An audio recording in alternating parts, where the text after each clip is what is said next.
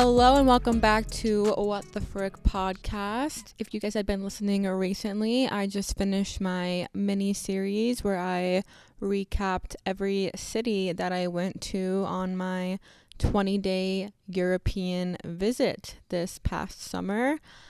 The episodes are really lighthearted and fun, and if you like just hearing stories and experiences, give it a listen. The Ireland one is full of some funny stories. So thank you all for listening to those.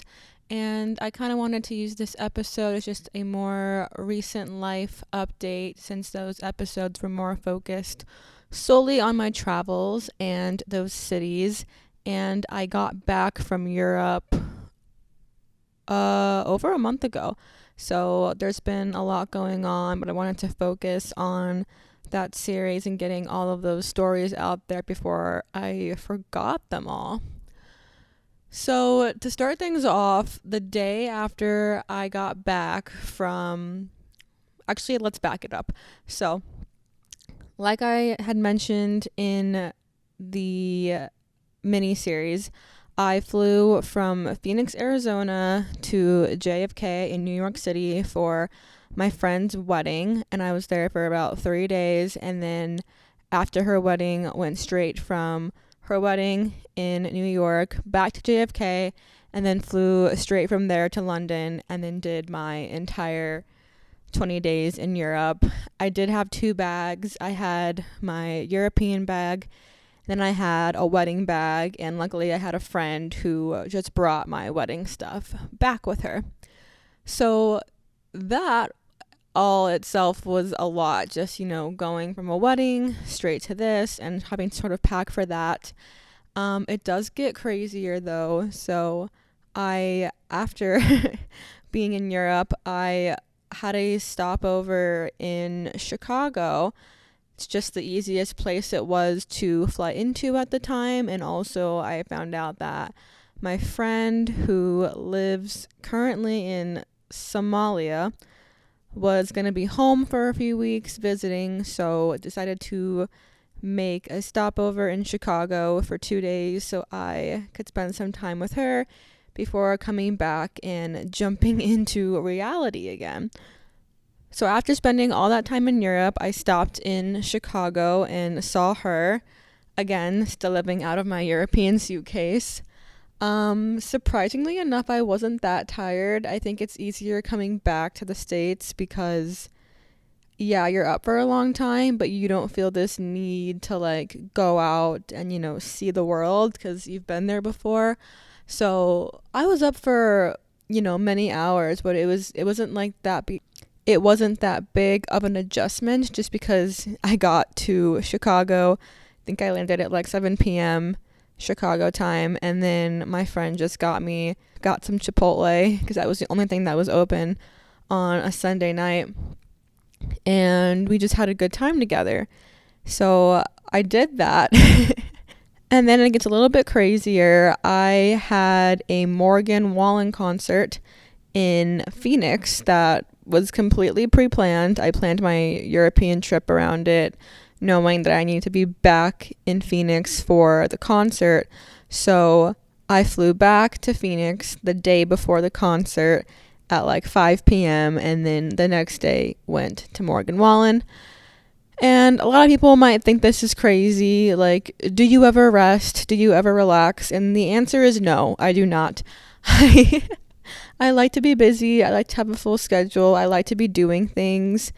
And, my mom was like, you're going to be so tired. I'm like, well, I'm spending 2 days in Chicago. I'll have time to get back on, an American time zone. It might not be the Phoenix time zone, but it's good enough, I wanted to see my friend. I wanted to do all these things, and I did them. And I did them very successfully as well. So yes, I went to that Morgan Wallen concert, and it's funny because it's supposed to be me, my mom, and my mom's friend, and my mom's friend pulled out last minute because she was sick.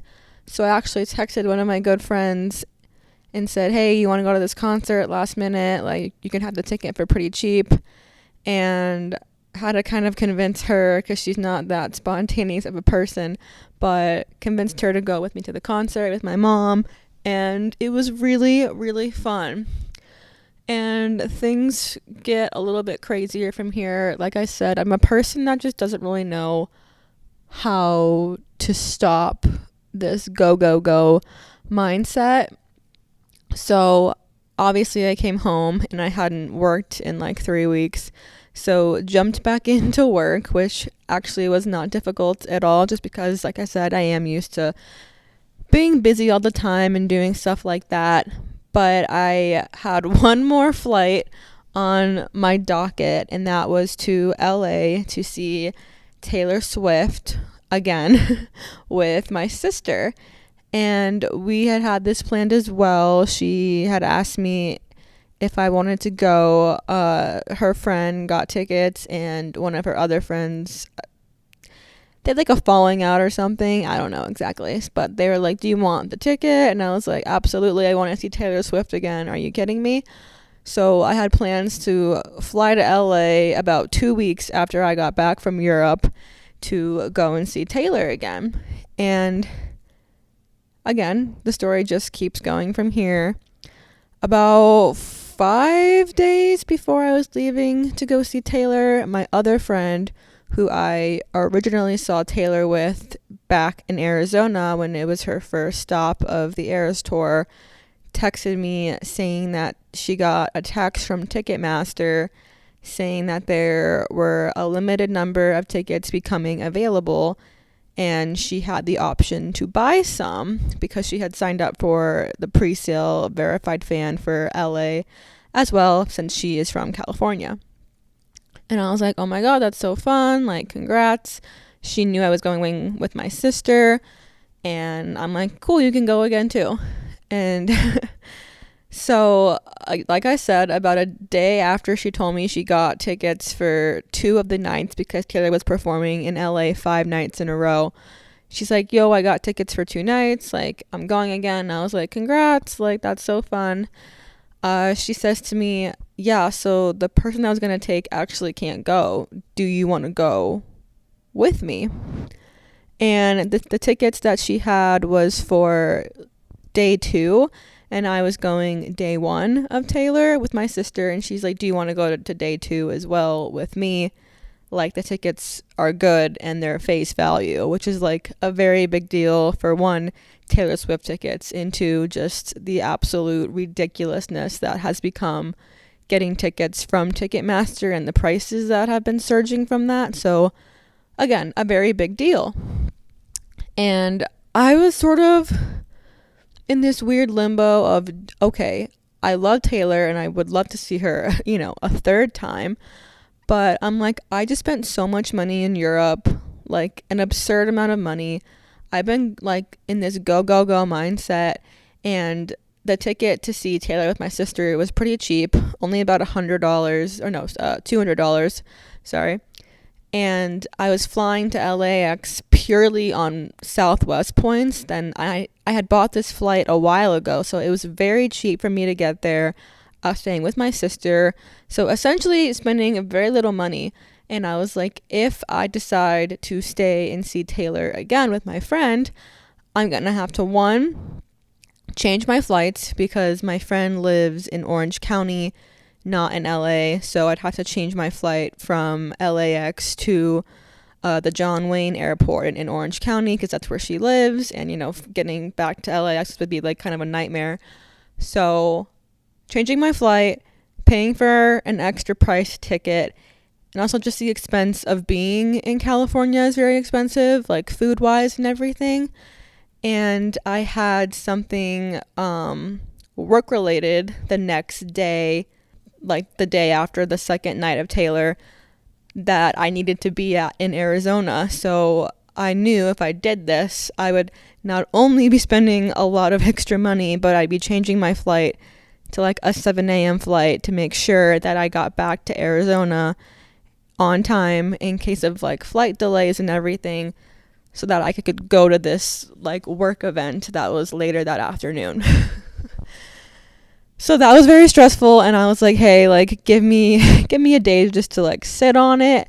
And I was really struggling. I'm like, do I, like, people were like, you're being so ridiculous, like you've already seen her once, you're gonna see her again with your sister, like you don't need to see her 3 times, yet alone back to back nights. It's the same concert. Like this is dumb. And I was like, but you don't understand, like this is Taylor Swift, and yeah, it's the same concert, but it's also so different because of how she does things. If you're a Swiftie, you get it. I'm not gonna explain it. But I'm like, this concert is like going to, I don't even know how else to compare it. Like it's so unique and special. And to say you were able to go to like any show, yet alone 3, is like unheard of. So I was like, I really want to go. I'm just going to be really tired, flying back at 7 a.m. and then, spending a couple $100 more. But you only live once, and I was actually texting a friend of mine for help. And it's funny, his text is kind of what solidified my answer. He said, it's fine if you don't want to go again. I guess you're just not that big of a fan of hers. And that really did it for me, because I am such a big fan of Taylor, and I was like, why am I letting just like money and the thought of being tired get in the way of me doing something I really want to do? And doing it again with the same friend that I went to her first show with, and I'm now going to like her last show in LA with, was pretty special. So I did end up doing it, spoiler alert. And it was incredible. I'm very glad I went to both shows. I got to experience like different points of view of like the stage and everything. And it's actually funny because I didn't think I needed to see her again, and then after going to 3 shows, I was like, I need to go to another one. Like there's just such a special feeling of like almost like teamwork, like being in an audience of people that are just so caring and passionate about somebody, and just the way that Taylor commands a room of people dancing and singing, like you feel like you're a part of something. And it's a 3-hour show, but like you just feel so alive during the whole thing. And it's like leaving the concert that third night, I was like, wow, I missed this, like I want to go again. And that might sound silly to some people, but it's just the power of Taylor. What can I say? But it all worked out. I got back to my friend's apartment at like 12, a little past midnight, and then went to bed by 1:30, got up at like 6 for my flight, made it back and did my event, and all was good with the world. I always say that sleep is for the weak, and I'm not going to be 26 years old forever where I can, kind of live this way. So I may as well take advantage of it while I can. So yeah, I've been living a crazy life, and I call it my concert era. I've just been going to like a lot of concerts lately and just being very nonstop, but I like it. I do go through periods where I just want to like do nothing, and I'm kind of doing that currently, where I'm spending this weekend, I am working, but I'm having a lot of downtime where I can just sort of sit on the couch and like watch TV and like not talk to anyone and just be by myself.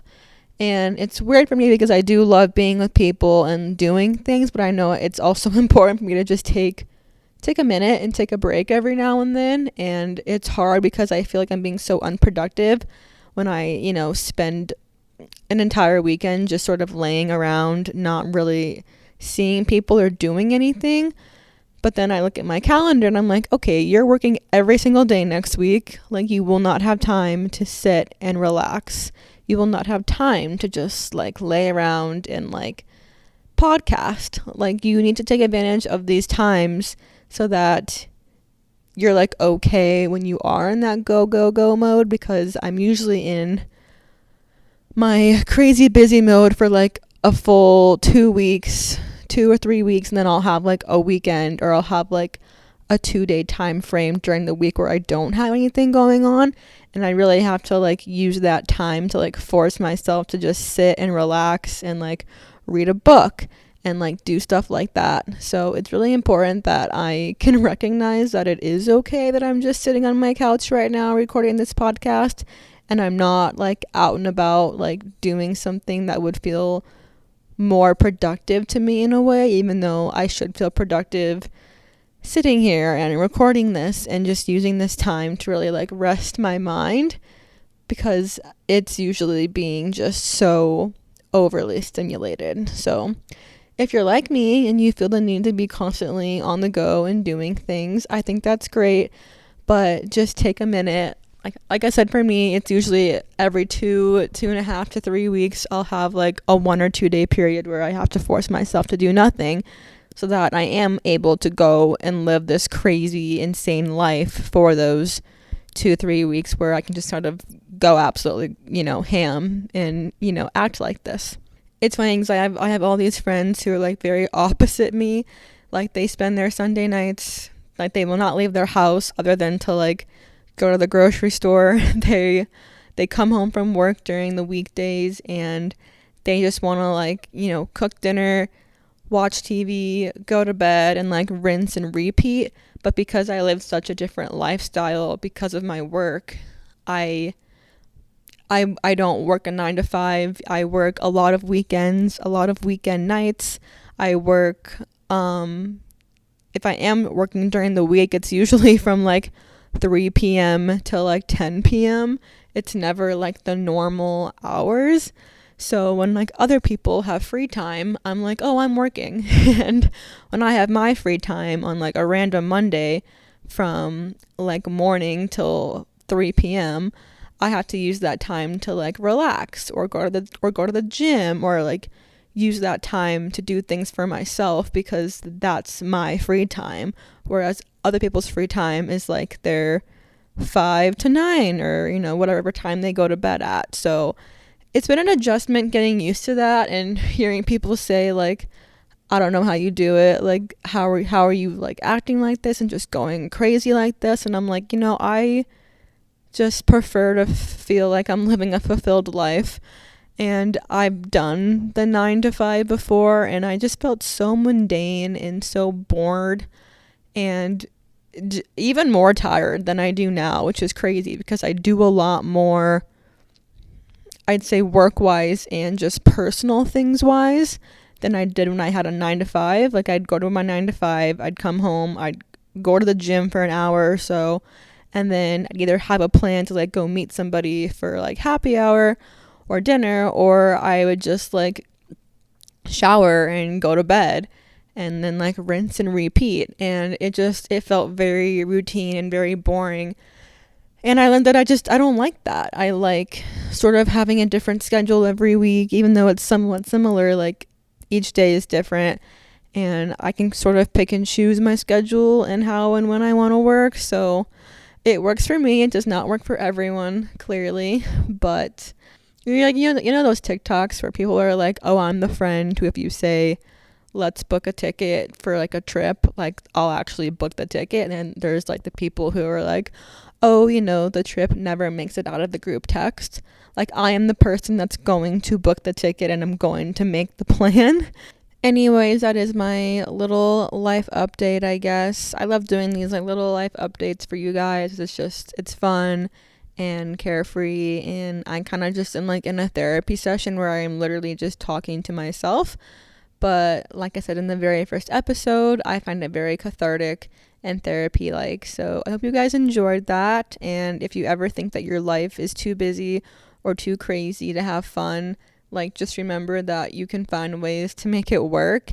And if you put yourself in that mindset, you can do whatever you want. If you want to come home and you want to just watch TV and rinse and repeat every day, that's your prerogative. If you want to be like me and go to 2 back-to-back Taylor Swift concerts, then get up at 6 a.m. and go to work, you can do that too. Like there's no right or wrong in this world. And I think that's great. Thank you all for listening, and I will see you guys next week.